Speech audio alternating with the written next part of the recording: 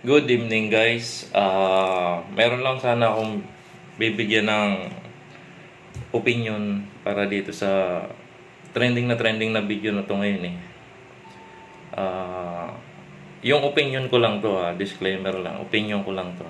Ah, Kayo na rin yung maghusga sa inyo kung ano yung tama ba. Itong video na to, panoorin niyo. Diploma daw diskarte. Puta ang tunog ng usapan na to, no? Tinatanong pa ba yan? Ha? Ito ang point of view ng isang hindi rin nakapagtapos. Wala rin akong diploma, guys. Lahat ng supporter ko, lahat na nakikinig sa akin, lahat na nanonood ng videos ko, lahat na nanonood ng live ko, lagi kong sinasabi sa mga bata, mag-aral kayo, tapusin yung pag-aaral nyo, kumuha kayo ng diploma. Bakit? Ano pinakauna kong rason? Nasa Pilipinas ka. Pilipino ka. Pilipinas, sobrang taas ng standards, mababa sahod. Mag-a-apply ka ng kahera sa mall, dapat college graduate. Na-imagine yan kung gaano kahirap ang buhay ng walang tinapos sa Pilipinas. Pangalawa, madalas respeto sa'yo ng tao nakadepende kung ano tinapos mo. Pag wala kang tinapos, wala silang respeto sa'yo. Kayo kung gusto nyo maranasan yun. Pangatlo, di ko maintindihan tong mga motivational speaker na to na nagsasabing, wag na kayo mag-aral, dumiskarte na lang kayo, mas importante yung diskarte kaysa diploma. Tapos wala silang diploma. So saan sila kumukuha ng comparison? Paano nila nasasabi na mas okay yung diskarte sa diploma kung hindi nga nila naranasan na magka-diploma? Paano mo magkukumpara yung isang bagay na hindi mo nga nakuha? Diba? Ano yon? Ano yon? Hula-hulaan lang, ganon? Trip-trip? Patlo, sige, sabihin na natin. Nakinig ka nun sa mga motivational speaker na diskarte na lang, huwag na kayong mag-aaral. Ano ba makukuha mo pag nakinig kayo sa kanila? Wala. Motivation lang na wag na kayo mag-aaral. Yun lang naman ibibigay nila sa inyo. Tapos gagawin lang nilang sample yung mga buhay nila na ako nga ganito, ako nga ganyan, ako nga ganito, ako nga ganyan. Kasi ikaw naman, tanga ka, nakalimutan mo na magkaiba kayo ng buhay. Nakalimutan mo na magkaiba kayo ng utak. Nakalimutan mo na magkaiba ng takbo yung buhay nyo. Nakalimutan mo yung mapait na katotohanan na hindi porket kaya ng iba, kaya mo rin. Kasi magkakaiba tayo ng pagkatao. Diba? In the end, isi-seminar ka ba nila kung paano nila diniskartehan yung buhay nila? Hindi. Ituturo ba nila sa'yo kung paano yung diskarte? Anong klaseng paghihirap ang pinagdaanan nila? Hindi. Lagi lang naman nilang uulit-ulitin sa'yo yung mga success na nila eh. Yun lang naman. Diba? Yung hirap, sasabihin ba nila sa'yo? Hindi. Pag nag-aral ka, ano makukuha mo pag nag-aral ka? Diploma. Diba? May armas ka na agad paglabas mo sa tunay na buhay. Unlike dun sa mga motivational speaker, tangina yung pag-aaral, makakakuha ka rin ng diskarte ron. Nyo ba alam sa college, putang ina, doon kayo tinuturuan ng mga simpleng diskarte sa buhay? Kasi yung sample, ha? Ito sample, bobo ka, may thesis kayo, automatic dapat nagapak ka kasi bobo ka, di ba? Siyempre, didiskarte ka ngayon. Sabi mo sa grupo mo, pre, kahit tagaluto na lang ako kanton, pre, kahit runner na lang ako. Yun, pasado ka, kahit bobo ka. Diskarte. Making something out of nothing, di ba? Makakapag-adjust ka, kahit kakaunti lang yung meron ka. Yun ang diskarte. At yun ang makukuha mo sa college. Mas mabuti pa yung kolehiyo, tuturuan ka ng diskarte. Kaysa doon sa mga putang ina motivational speaker na yan, mga walang kwenta. Ang pinaka nakakatawa doon, isasample pa nila minsan, si Mark Zuckerberg. Si Mark Zuckerberg nga, undergraduate pero bilyonaryo na ngayon. Puta na si Mark Zuckerberg, henyo yon. IQ nun, 152. Kasi ikaw naman natatanga-tanga ka, hindi mo nga alam kung ano yung square root ng 12, naniwala ka naman. Alam nyo dapat gawin yung motivation? Si Johnny Sins. Si Johnny Sins, naging doktor na, nag-abogado pa. Hindi pa siya nakontento, nagpulis pa siya. Fireman. Oh, minsan naging astronaut pa nga. Tapos ikaw, wala ka nang bilang, ayaw pa mag-aral. Kulit mo naman. So, ayun guys, siguro napanood nyo na yan, diskarte or diploma. Tama, di ba?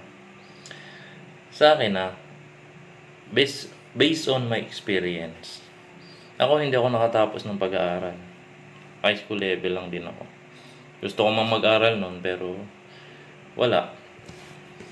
Yun lang ang inabot namin dahil sa, alam nyo naman ng panahon, mahirap dumiskarte din ng pera noon.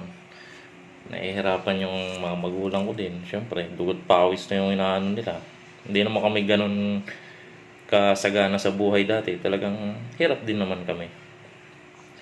Kaya nung makapatapos kami ng high school, kahit kami dalawa ng utol ko, inisip na namin kumita ng pera para makatulong naman kahit papaano sa magulang namin. Dahil, siyempre, umiidad na rin naman sila.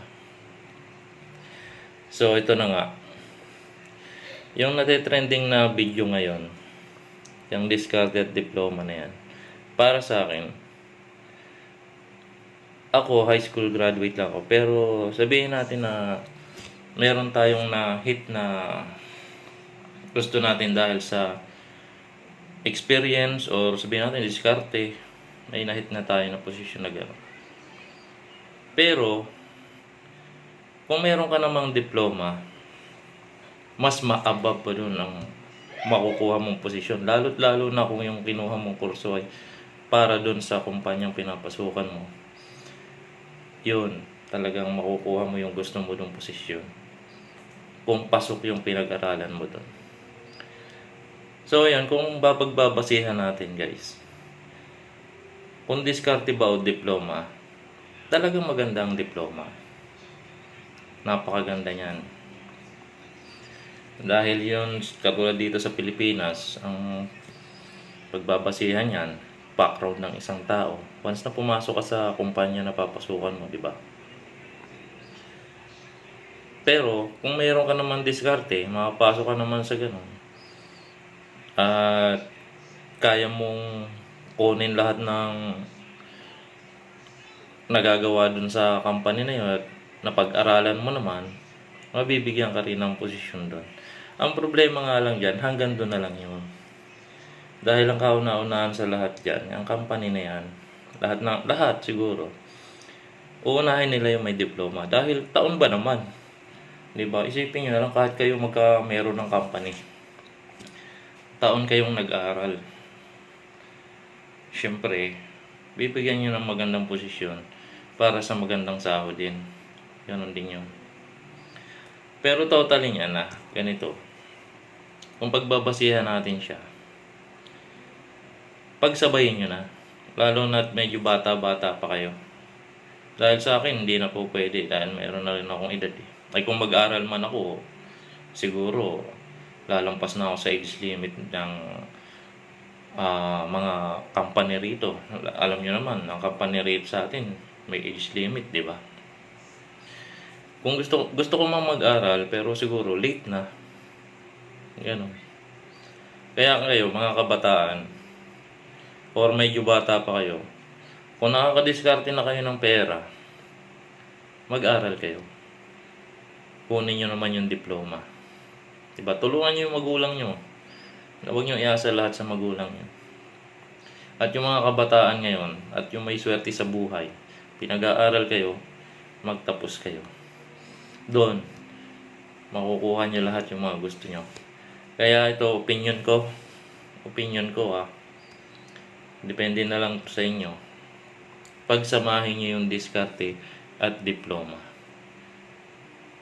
para talaga makuha nyo yung pinakagusto nyong posisyon at kumita rin kayo ng maayos at makatulong kayo sa mga magulang nyo, sa pamilya nyo, masuportahan nyo.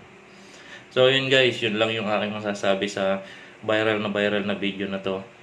At talaga namang nakaka-appreciate ako rito. At kahit sino man siguro na hindi nagkameron ng diploma o yung diploma natin ay hanggang high school lang, yung ma-appreciate nyo to. So yun guys, nagbigay lang ako ng opinion sa video na to. Maraming salamat. Bye bye.